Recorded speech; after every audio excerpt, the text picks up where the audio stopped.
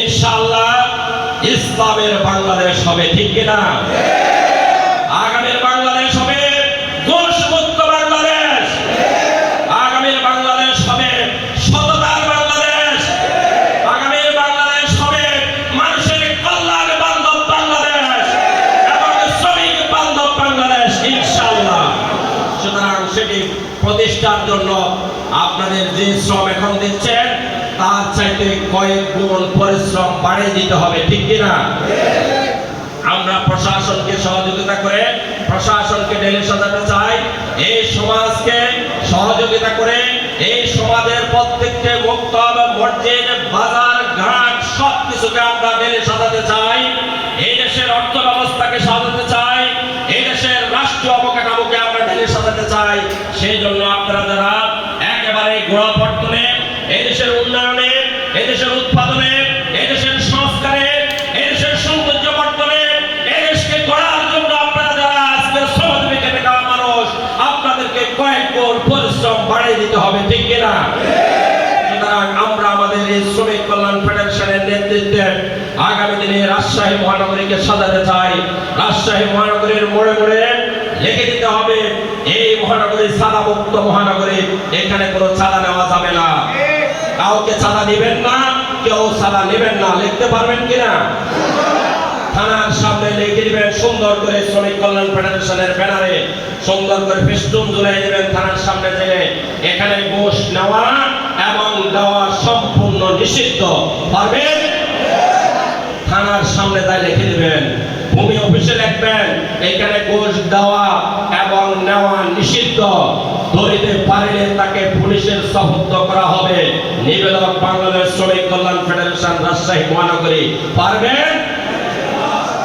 দুর্বল ইমান। খাবেন ঘুষ? ঘুষ খাবেন? ঘুষ দিবেন? তাহলে কেন জোরে বলেন না?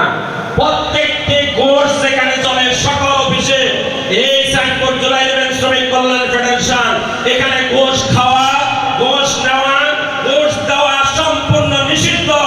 যারা দিবেন তাদেরকে এই নাম্বার যোগাযোগ করে পুলিশের হাতে সুপুর্দ করবেন, থানাতেও দিবেন, অন্য জায়গাও দিবেন। পারবেন না ইনশাআল্লাহ?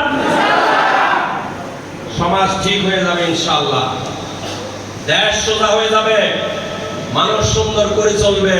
প্রথমে তো বলেছি যে রাজশাহী যে ঢাকা বিশ্ববিদ্যালয়ের সামনে সেটিকে কি চত্বর বলে? হ্যাঁ, শাহবাগ। শাহবাগই বলতো না কাউকে কাউকে? যখন কোরআনের বিরুদ্ধে মিছিল হয়েছে, ঠিক কিনা? সাইদি সাহেবের বিরুদ্ধে মিছিল হয়েছে, কাদের মোল্লার বিরুদ্ধে মিছিল হয়েছে, সেই শাহবাগ থেকে এই সরকারের পতনের মিছিল ইনশাআল্লাহ শুরু হয়েছে। আর বলেছে কবে কাদের মোল্লা নয়, হতে হাসিনা। হাসিনা তুই রাজাকার। কি বলছে? হতে হাসিনা তুই রাজাকার, তুই রাজাকার। বলেন হতে হাসিনা, হতে হাসিনা বলছে কিনা? প্রসিদ্ধ হয়ে গিয়েছে আলহামদুলিল্লাহ। তারা আমাদেরকে যে রাজাকারের তকমা দিয়ে অপমানিত, অপদস্থ করেছিল, এর রাজাকার শব্দটি এখন সম্মান বোধক শব্দতে পরিণত হয়েছে আলহামদুলিল্লাহ। ঢাকা বিশ্ববিদ্যালয়ের শিক্ষকেরা বলেছে এই কথা বলার কারণে, যদি আমি ছাত্রদের পক্ষে থাকার কারণে, অধিকার চাওয়ার কারণে, অধিকার আদায়ের কারণে, সত্যি কথা বলার কারণে, হেজাব পড়ার কারণে যদি আমি রাজাকার হয়ে থাকি, তাহলে আমি এই রাজাকার হইতে আমি অহংকার বোধ করে আমাকে রাজাকার ডাকেন, ঠিক কিনা? একজন শিক্ষিকা বোন বলেছেন আমাকে এই জন্য রাজাকার ডাকবেন, সমস্যা নেই, এই অপরাধী হয়ে রাজাকার সম্মান বোধক এই শব্দ গ্রহণ করতে রাজি আছি। এত বছর যেটিকে বলে অপমান করেছেন সেটি এখন সম্মান বোধক শব্দ হয়ে গিয়েছে আলহামদুলিল্লাহ। সুতরাং তাদেরকে ঘৃণিত রাজাকার বলে এখন বলেছে তোমরা ছিলে ইন্ডিয়ান রাজাকার, ভারতের রাজাকার, ঠিক কিনা?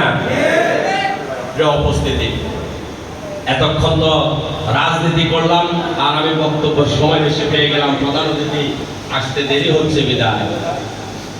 এখন আমাদের সাংগঠনিক কাঠামোর কথা বলি। আপনারা নিঃসন্দেহে বুঝেছেন